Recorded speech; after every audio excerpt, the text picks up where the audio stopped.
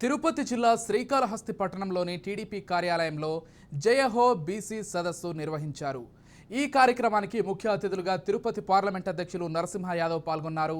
ఈ సదస్సులో అధికార ప్రభుత్వంలో బీసీలకు జరుగుతున్న అన్యాయాలపై ముఖ్య అతిథులు మరియు బీసీ నాయకులు వ్యాఖ్యానించారు. చిరంజీవి వెంకయ్య నాయుడుకి పద్మ అవార్డు రావడం సంతోషమన్నారు.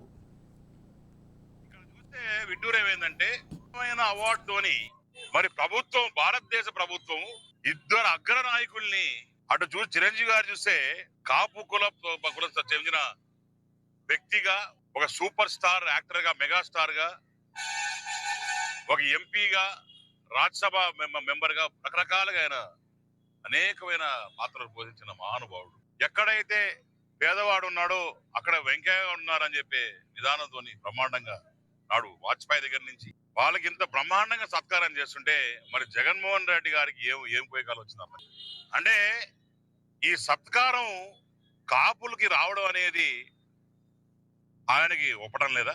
ఈ సత్కారం మనకు తెలుగు రాష్ట్రాల నుంచి వచ్చిన అమ్మవారికి వస్తే ఆయన కడుపుమంట మనకు అర్థం కాలే. కనీసం ఒక సీఎం గా ఉండి ఒక తెలుగు రెండు తేజాలకి, రెండు బిడ్డలకి ఇంత మంచిగా వస్తే పురస్కారాలు వస్తాయి.